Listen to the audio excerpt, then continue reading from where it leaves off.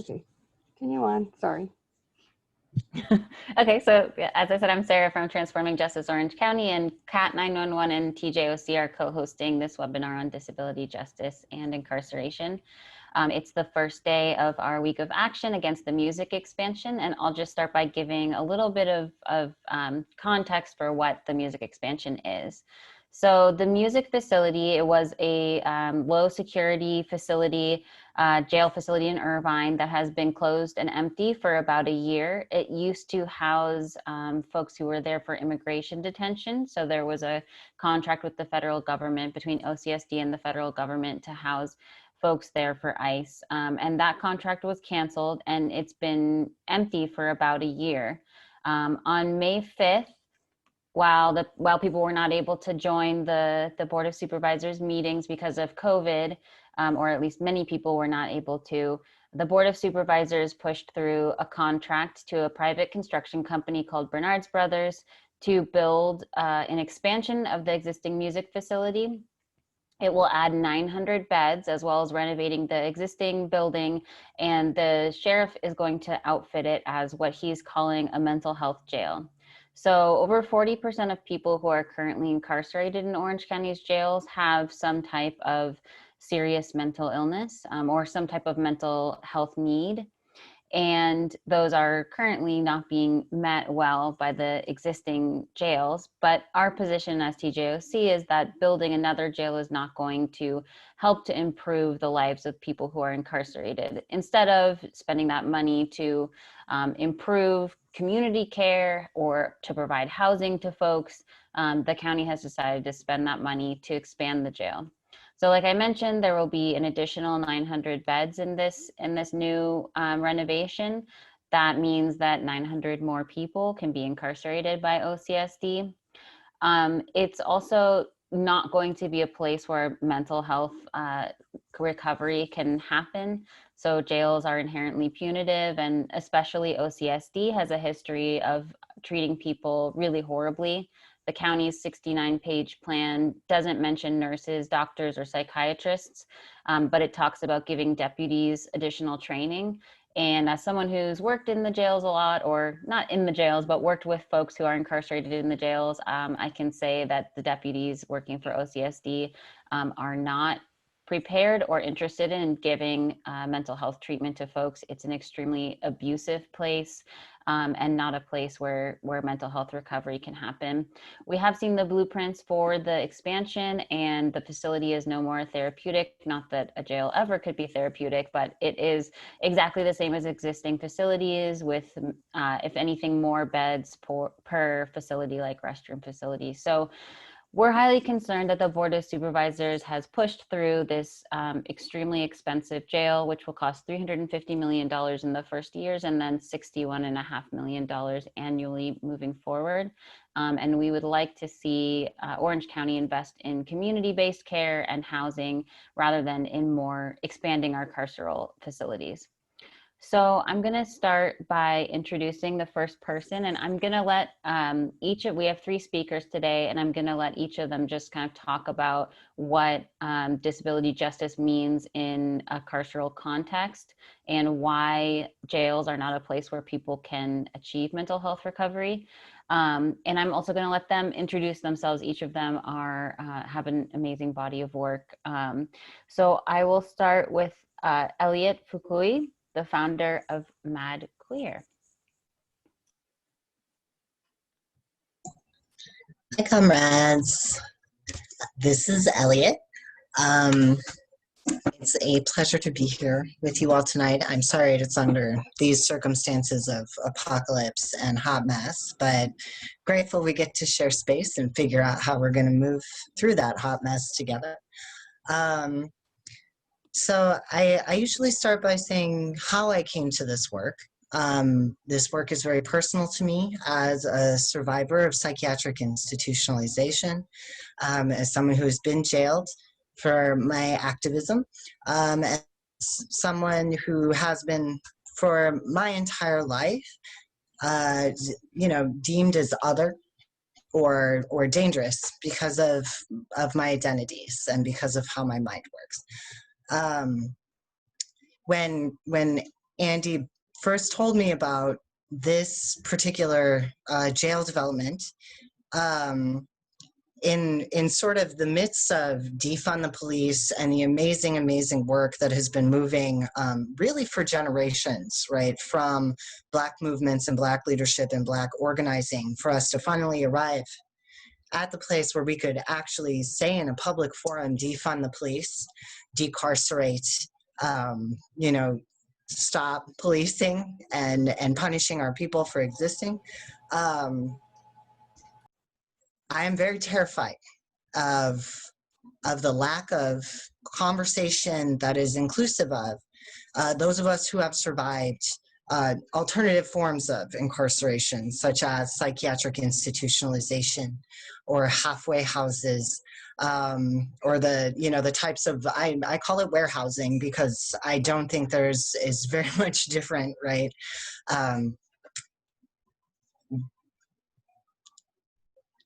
In this political moment, in this moment where I know a lot of us are deeply afraid, and we have very good reason to be deeply afraid. I want to remember that it is our critical connections and that it is our intentionality and our patience, right, that has gotten us this far in this movement. But it is also like, this is our opportunity in our time. I don't think there's been an opening like this for DJ or for disabled people, right? Not at least in my lived experience of political movement. For the first time, I'm hearing organizations talking about accessibility, talking about emotional wellness, talking about burnout, right? And for those of us who have been neurodivergent and disabled in this work, for a very long time, I know there's kind of a bittersweetness to this moment of the accommodations that we've always needing all of a sudden becoming available. In this moment, the thing I'm grappling with, and I'm very excited to hear what other folks have to say, is really how far are we willing to push to make sure that our people survive this? And I say this not lightly, and I say this with the understanding that there is much at risk for many of us in this moment. But what can we do in the face of concentration camps, in the face of warehousing of our people, in the face of more and more of our people becoming disposable, more and more of our people losing what little stability there was, right? Not to say we had a lot to begin with, but how in this political moment do we really raise up and say no? Like, no, we're not going to let this happen to another child. No, right? We are going to actually do whatever it takes to take care of our own and to take care of ourselves and each other, knowing full well that we cannot wait for the state to do the right thing. And that we now have a responsibility that many of our ancestors and our elders had before us to take this movement to the next level. And so I'm hoping in this moment where we are despairing and where there is so much that is wrong and broken about what is happening in the world right now, that we remember that every single one of us has the agency to say no and has the agency to move up in the ways that we are able to. We have the agency to educate the people around us. We have the agency to throw our money and our resources towards good instead of evil, right? And every day we get to make the decisions about how we can and will, right, actively resist this moment. And I want to leave more space for other folks to talk, but I really want to thank you for the opportunity and excited to hear from folks. Thank you so much for being here. And yeah, we look forward to hearing more from you. And I want to give Liat Ben-Moshe a chance to introduce yourself.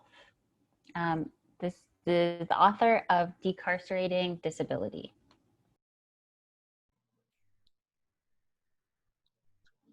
Hi. So do you want me to just introduce myself or talk? Yeah, you can introduce yourself and your work and speak as much or as little as you want. And yeah, you can feel free to respond to anything that's been said so far and talk as much as you'd like. Thank you. Hello, everybody. So my name is Liat Ben-Moshe. And like Sarah was saying, I just published a book called Incarcerating Disability. This is not me selling the book necessarily. We don't make money from these things. But I just want to give a context, a little bit like Elliot, into how I came to this work and what kind of work I do. So a lot of the work that I do is about understanding incarceration as something that doesn't just happen in prisons, but much like Elliot was saying, it's something that happens particularly for, today we're talking about people with psychiatric disabilities and other disabilities. It's something that is not the exception to people with disabilities' lives, it's actually the rule. The incarceration in group homes, in nursing homes, in psych facilities, in jails, in prisons, in detention centers, and so on.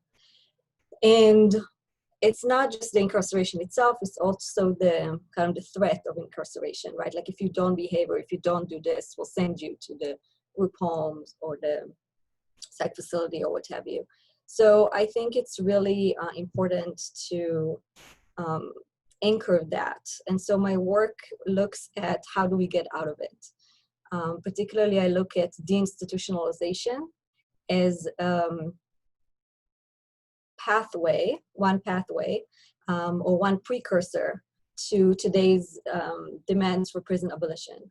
So deinstitutionalization was a movement. I think was a movement and is a movement. In addition to being a process and in addition to being a policy, it was also something that a lot of people pushed for. And they, particularly people with disabilities, their families, activist lawyers, activist physicians, and so on. And it's a demand for abolition of a variety of institutions, and it's something that happened in our lifetime. Some of you look really young, so your parents' lifetime maybe, and something that happened in the US. And so this is not like a utopian kind of dream. Well, it is a utopian dream, but also it's a reality of something that happened. And I think we can learn a lot from the history of it in regards to how to do abolition and how to do it better. But also it speaks to what I wanted to talk about today, which is the connectivity and disability or mental health and incarceration. And particularly in my work, I talk about the concept of carceral ableism. And I want to explain what that is. So by carceral, I mean both incarceration in nursing homes, psych facilities, but also in prisons and jails. And by ableism, for people who don't know, is the oppression that people face due to their disability, whether it's perceived disability or lived disability. And this only, it's not just that people experience oppression, is that disability is seen as inferior, kind of going along with what Elliot was saying earlier, which is more what people might call saneism. So saneism, for people who don't know, is the oppression that people with mental health differences face due basically to our imperative to be sane or rational or not mad, not crazy, not psychiatrically disabled. So ableism and saneism, we see them in the carceral, the criminal justice system in a variety of ways, including this new trend, which Liat, I'm also very troubled about, which is to push for new jails under the guise of treatment and under the guise of, people with disabilities need services. So it's really important to think about, two things here. One is that there cannot be treatment behind bars. Jails are not places of healing. Like was said in the beginning of this meeting, they're not places for people to get quote unquote treatment. They're not places of people to get better. There's no evidence or studies or lived experience that suggests otherwise. So this is basically just a cover that people give to say, well, we got to build this new jail because people have addiction issues, or we got to build this new jail because people have mental health issues. This is an excuse, of course, because they're not going to get better in a punitive setting. This is not how healing works. Whether the healing is due to trauma, whether there's a need for healing from substance use, it doesn't happen when it's coercive, and it doesn't happen when it's punitive. So that was point one. The second point, which is what I want to end with, is the point of, for us as abolitionists or as people who already understand everything I just said, already understand that treatment cannot happen in a jail. I want to, like Elliot, push us. And I want to push us to a place of thinking, what treatment do we want? What treatment do we want? And who's the we that does the wanting? And who's at the table? But also what kind? What kind of treatment? Because when we say people need mental health care and not criminalization as a way to push against a new jail, for example, that really opens the door to say that people want or need other biomedical treatments. By people, I mean people with, in this case, psychiatric disabilities, or people that experience mental difference or mental crisis. So we mostly think about biopsychiatry in that regard, which really medicalizes people's distress. And what I want to say, through the history of deinstitutionalization, the history of disability culture, the current history of what we call disability justice, is that disability and madness are identities. They're also something that we can experience oppression from, of course, but they're also lived identities. And just like any other identities, sometimes they suck and sometimes they're amazing. And sometimes they're none of those things. But it's really important to understand that they have a history and that they have a culture. Disability, madness have a history, they have culture. And most of us, I identify as a disabled person, but I didn't know I have a history and a culture. I assume that a lot of mad people don't know that either. And so it's really important when we say no, and I do think we should say no to a new mental health jail, which is complete oxymoron, is that it's also important to say no. Well, I used this the last Tuesday for a court thing. It worked great. Oh, wow. That's Nice. Hey, Mimi, Yeah, we see you. You're muted. Okay. And Oh, so, I don't see her. There you are. Oh, she's muted.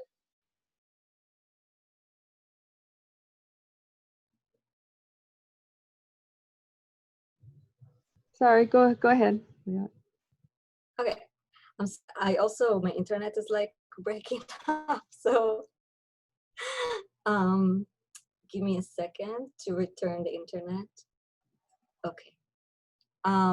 Let me know if it breaks down. But that was my, basically my last point, is when we say, let's talk about treatment, I think it's important to talk about treatment outside of jail too.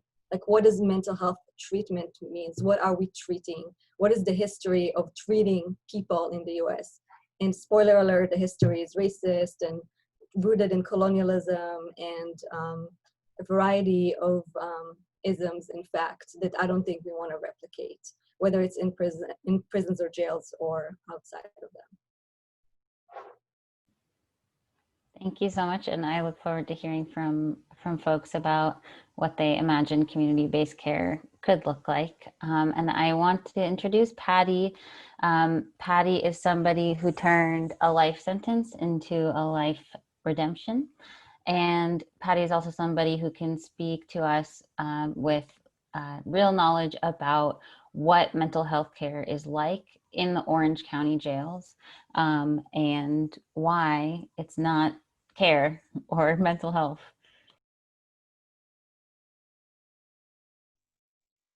Hi, thank you for having me tonight. Thank you to Elliot and Liat. So yeah, I have spent quite a number of years in the county jail, in the Orange County Jail. My last trip there ended the middle of this year. And that was, I think, the toughest time for me in all of my all of my time doing terms in jail or prison or anywhere else. I did have a life sentence, and I do not anymore. Obviously, I'm free. But it was a tough road getting there, and even so, I want to briefly kind of give one of the most terrifying experience I had in regards to mental health. I do take mental health meds, and during my last stint, so to speak, here in the county jail, I was under mental health care, and although they tried really hard to help me, they just did not have the capacity to give me what it was that I needed to be okay in that environment. I did experience one time a breakdown of my emotions and my mental health, so much so that I had to go to suicide watch. I called the jailer, and I told them, you know, I'm having thoughts of hurting myself and I need some help. So they called a mental health professional to come and speak to me, and they spoke to me. They asked me what was going on, what did I need to up my meds or whatever, and so I told them, you know, I'm just having these thoughts, and they said, okay, so we have to put you under a 24-hour watch. And so they literally stripped me naked, took all of my clothes, and gave me what they call a safety gown. In the county jail, they jokingly call them party dresses. I assure you there was no party happening in my mind or anywhere around me when I put that thing on. It is a very heavy, like almost like a cloak, and it has Velcro, so you Velcro it shut. And then they escorted me downstairs to what in the Orange County Jail is referred to as the loop. And basically it's the holding cells where people come in and out of. And they put me in a single cell by myself, which is it's just concrete. And there's a glass door that they can monitor me at. And there was a mat that was probably about, I want to say maybe 1.5 inches thick, that was thrown on the floor. And that was where I was to sleep. And the loop is dreaded in the Orange County Jail because it is freezing down there. When people are getting arrested from court and they know they're going to jail, they come, it doesn't matter how hot it is outside, they come with sweatpants, sweatshirts, 2 and 3 layers of clothing, because they know, it is common knowledge of how cold it is in the loop.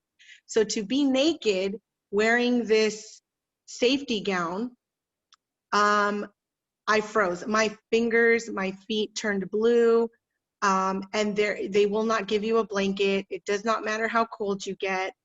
And so you basically sit there and wait for a mental health person to come and quote unquote clear you.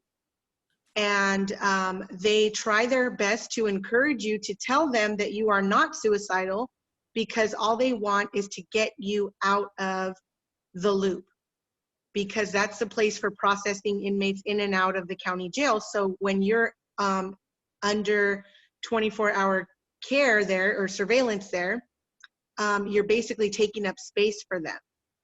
And so their number one concern is to get you out of there and back housed upstairs in a regular housing unit, because you're taking up space. Nobody really cares to say, why are you down here? What's going on? How can we help?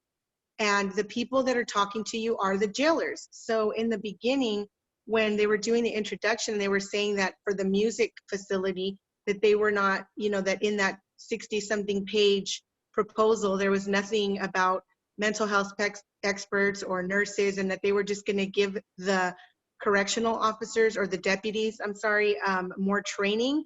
I literally started laughing, because that's a serious joke to me. The deputies have enough on their plate as it is. Not only do they not want to deal with you if you have a mental health issue, they mock you. They refer to you as a JCAT. There really isn't a whole lot of support coming from the deputies within the county jail. Not to say everybody, there are some that care and that will take their time to ask you questions, but they're just unfortunately not equipped. They didn't go to school for that. That's not what they were hired to do, right? So as much empathy and compassion as maybe one will show you, it just doesn't help when you're having a crisis. And at that time, my crisis was, I had been diagnosed with a rare cancer that I'd had so many surgeries about, and now I had just had a final surgery, and now it had spread.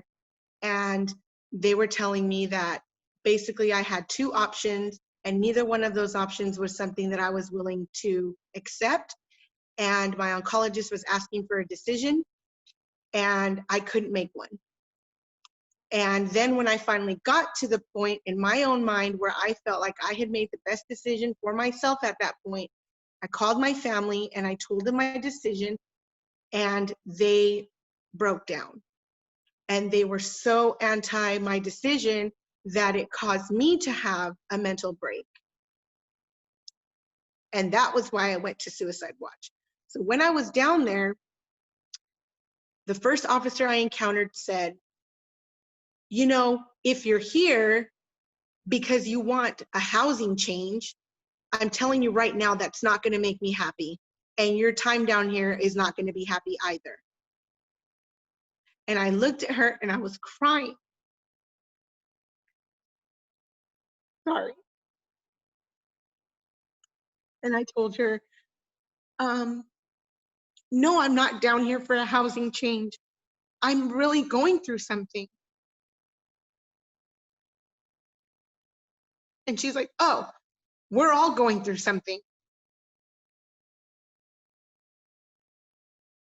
So at that point, I just stayed quiet. I mean, what do you say to that? Because she's right? We all go through stuff. We all go through things. And then she made me feel guilty, right? And she made me feel bad for being there and for imposing myself upon them. And then another deputy came and was like, that they don't know me that well because I don't really act out. But she kind of had seen me before because I was there for quite a number of months. And she said, what's going on with you? What are you doing down here? And she's like, give me a break. Don't tell me you couldn't handle it upstairs. Don't tell me you can't hang. And when I looked up at her, she saw, I guess, the look in my face. I don't know. But then she softened just a little bit and she's like, oh, whoa, what's up? What's wrong? And I kind of told her what was going on for me. And she's like, man, you got to just chalk it up and just handle it. But being down here isn't going to help you any. And so there was really no nobody to like, they just don't understand, you know, they don't understand what you're going through in your mind. They don't understand when you have a mental break. They don't understand when your emotions have reached their limit and they're piling something else on top of you and something else on top of that and something else on top of that. And so I just turned away, and I said, I'll be okay. And she said, okay, well, the mental health person's coming down here, and I want you to get up to talk to them, and so that they can clear you to go back upstairs. And I'm like, clear me to go? I've only been here for a couple hours. What do you mean clear me to go back upstairs? I haven't even spoke to anybody about what's going on. And she's like, so you're going to refuse to see the doctor? And I was like, yeah. I mean, if you're telling me that this is the doctor I have to go see, or this is the person, it wasn't a doctor, this is the person I have to go see to get cleared, I haven't even talked to a mental health expert yet. And she's like, well, you need to go talk to them. Because then the next words out of her mouth were, don't you want to be warm? And I was like, she's like, the only way you're going to get clothes or a blanket, or not a blanket, clothes, or to go back upstairs is for you to go talk to these people. And I said, okay. So I went, I spoke to whoever that person was that was doing the initial conversation with me. And they asked me if I was still having thoughts of hurting myself. And I said, yeah, I am. And they looked at me like, what was wrong with me? You know, like, what? Well, then why are you talking to me? And I said, look, the officer made me come talk to you. I have not seen a mental health expert yet. So, you know, I really need some help here. So eventually, I mean, a lot of things happened in between time. I didn't get clothing. They said that they were going to clear me for clothes. And they said, yeah, you'll get your clothes back. This is probably, I'm thinking maybe 13, 14 hours into being in that cold cell. They told me I would get my clothes back and that they were going to put in the paperwork to at least get my clothes back, but they were still going to leave me under observation. I never got my clothes back. I stopped a deputy and I said, hey, you know, they said they cleared me for my clothes. My feet are blue. Can I please have some socks? You don't even have to give me my clothes, but can I please just have some socks? And she's like, oh, let me go see. They didn't tell us to give you your clothes. I said, well, she said that I was cleared. Can I please just get some clothes? That officer left, never came back. Her shift was over. The next shift came on, and I finally asked the next shift, could I please have my clothes? Nope, didn't get them from them. And I just so happened to see the mental health expert that I spoke to on a regular basis, well, not regular basis, but once a month when I was upstairs. She happened to walk by and I knocked on the door and she's like, what's going on? And I told her and she's like, let me go see about your clothes. And that's how I got my clothes. I mean, after harassing people. And then I stayed down there for, I want to say, another maybe 12 hours. So it was well over 24 hours. And finally, I spoke to somebody. I let them know what was going on. They printed out, with my health and stuff, they printed out some informational packets for me to read on colon cancer. And, you know, said, well, let me put you on this medication. I was already on 2 medications. They put me on a 3rd one. I said, you know, I really don't want to take a whole lot of meds. I just kind of want to deal with what I'm going through now. And she's like, well, I really think that if you take this one, it'll make you feel better.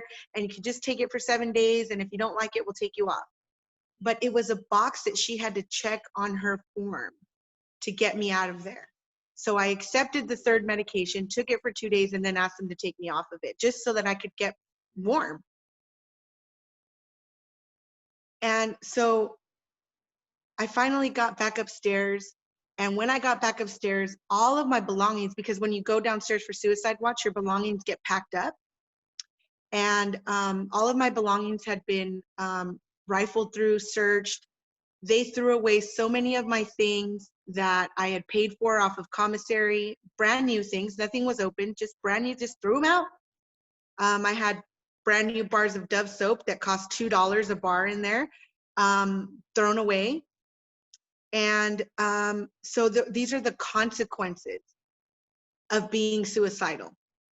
And so a lot of women refuse to go to suicide watch because, one, they don't want to be cold and freezing, and two, they don't want what little stuff they have to get thrown away. That is the extent of the mental health process for something as serious as suicide watch in the Orange County Jail. So when they say, I think Elliot was the one that said that it scared them to think about this mental health expansion of music. I'm right there with you. I mean, it's frightening to hear that they want to implement this thing, and 900 more beds so that you can do what exactly is my question. So that you can further traumatize people that are seriously in need of mental health. I can't see myself even pretending to try to wrap my head around that. And I mean, I have so many other stories. I could be here all night telling you all, but from personal experience, I can tell you that the mental health delivery system in Orange County Jail and in prisons does not work for rehabilitating anything or anyone. And yeah, I just want to say thank you for allowing me this opportunity to speak. I just want to take a moment and thank you for what you shared, and that was really, really powerful. And I also just want to say, you know, you said a lot of really impactful things, but I think one thing that stuck out to me was the idea of being a box on a form. I think that your story really showed how an inherently punitive place is not a place for healing and is not a place for recovery, and how especially OCSD is extremely cruel and is not a place where mental recovery can happen.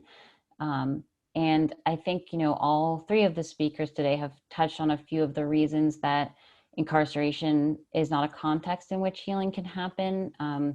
That recovery and healing requires autonomy, agency, connection with your network, your family, your loved ones, and you know, in some cases requires a mental health professional or somebody who can provide support for, you know, from a therapy or psychiatry background. So I guess what I want to ask all three of you, and any of you can jump in, is what do you see as a good model of community-based care? And so a lot of folks today talked about integrated care and providing care for people in their own community instead of segregating them in a carceral facility, whether that is a psych hospital or a jail, where harm and trauma can come to someone. So I just want to ask you all, what does effective community-based care look like?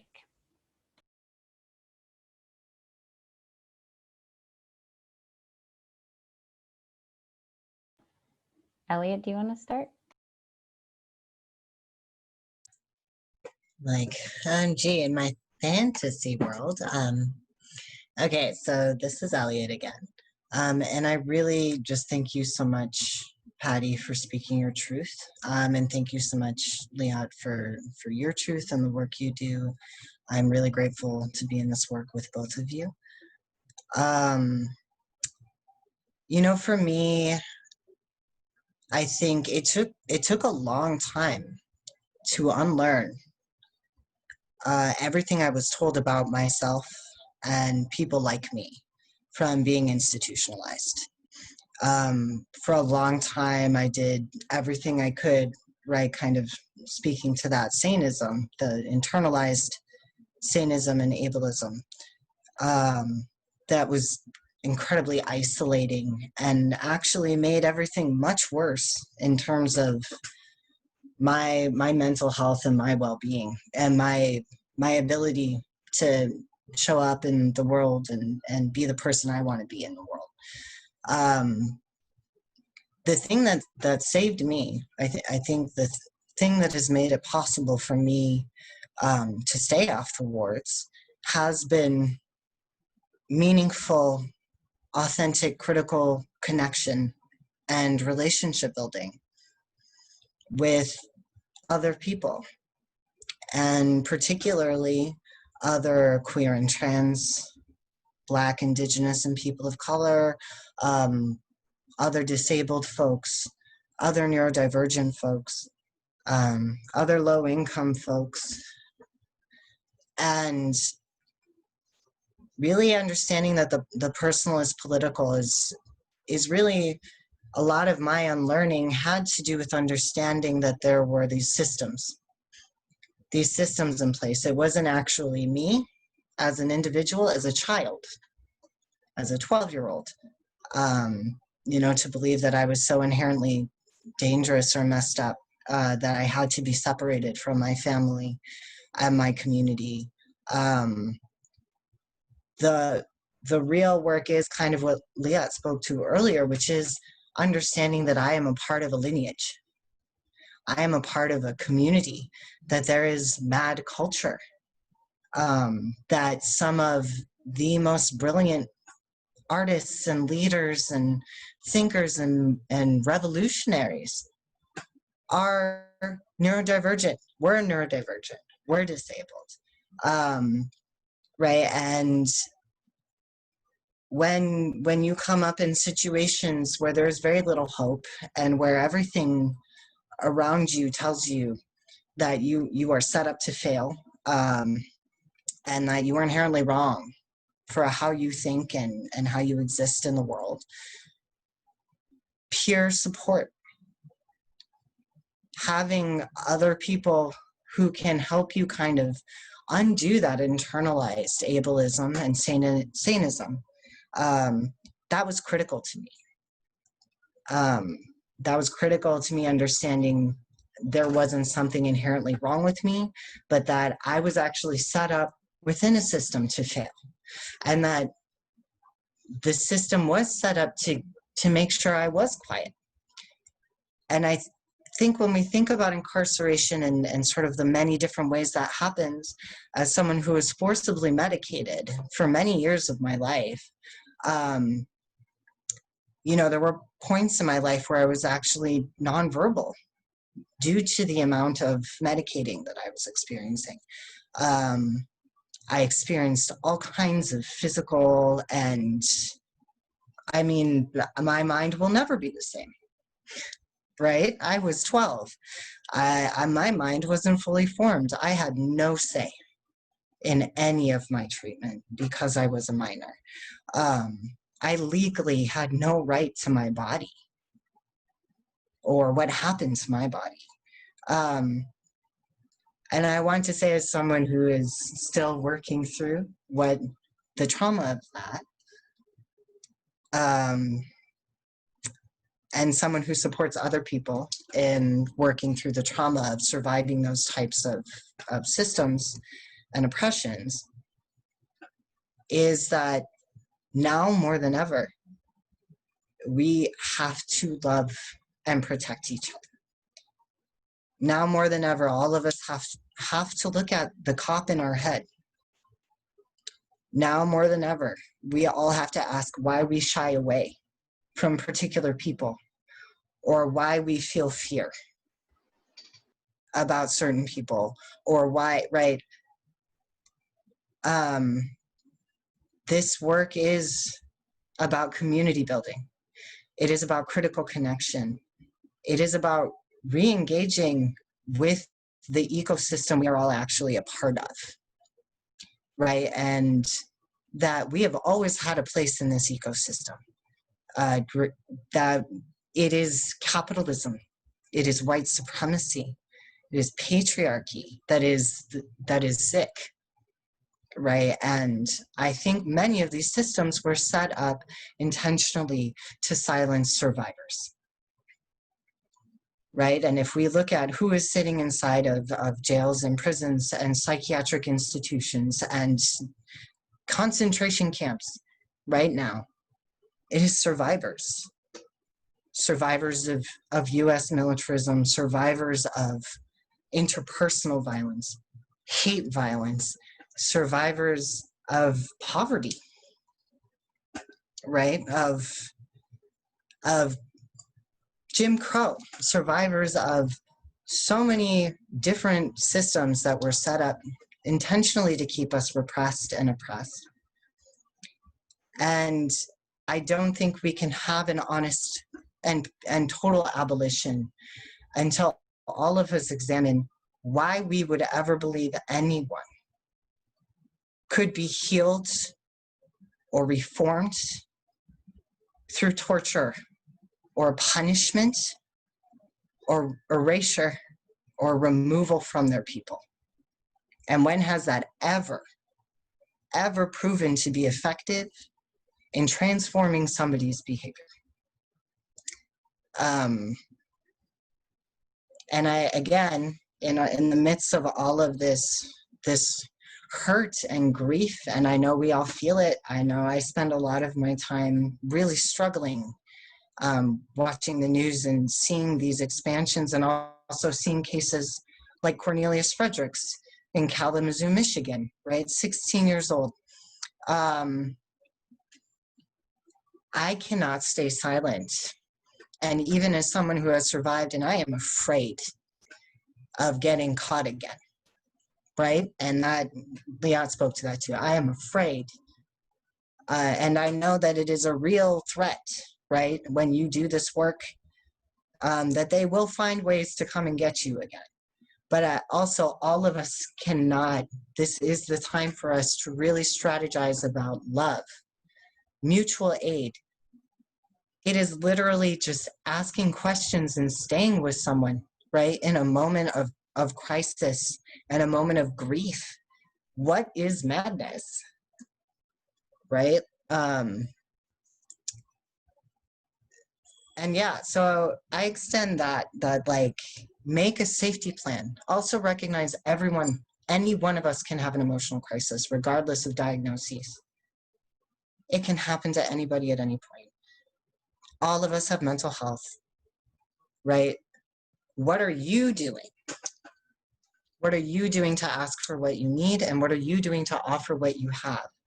Your skills, your resources, your listening, your open heart, the food that your family made during times of grief and sadness that you can offer to others. All of us have something that can support another person in not having to engage with these systems, in not having to call 911, in keeping each other safe.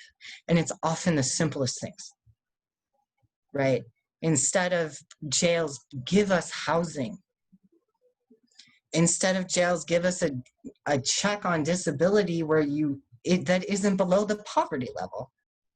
Give us the free healthcare that we all need, right? If our communities are actually invested in ending oppression, then we have to ask for what we actually need. And I think we know what we need, right? So how can you lift up the voices, right? How can we amplify our folks who are still inside right now, right? How do we cross this divide? Because it is necessary for our shared survival and for all of our liberation that we end all caging as soon as possible. And I'm gonna stop there. Sorry. A little emotional today. It's been a long day. Thank you. That was beautiful.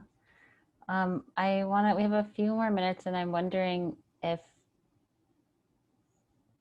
maybe just Liat wants to give a couple minutes about what you see community-based care or integrated care as being. Sure. Thank you, Elliot. I think Elliot really, thank you for saying all that, and I think really kind of hit the nail on the head. And Patty too, thank you so much for sharing your stories. The only thing I'm going to say to add to that is that in the chat, there was a share of the resources that Elliot and I and a lot of other people, some of them are on the call, built, Andy built, which is the Abolition and Disability Justice website. And in one, it's a very short website. It basically has like our kind of statement, and our statement is around what does community care look like, and how can we have a world with no policing in prisons as people who are disabled and med identified. So I really want to encourage people to click on that, and it comes out of our, obviously, our lived experience. It comes out of our years of activism. It comes out of our lineage, our ancestors. It comes out of all of those things. I want to highlight just two things. One is, that were already said. One is peer-led, meaning this idea that a professional needs to be called. The idea that a jail, mental health jail, would be fine if it had the right psychiatrist or something like that is ridiculous. It's not just ridiculous, it's also really harmful. It's also really violent. So a psych facility is no better than a jail, and no less carceral. And I think that also the idea that we can't do it ourselves, just like Elliot was just saying, is something that we learned and something we need to unlearn. This idea that we should call somebody, and who that somebody is, the idea that we should change people, that we should treat people, is again an idea we need to unlearn. So I just encourage people to go on that website and see what you think.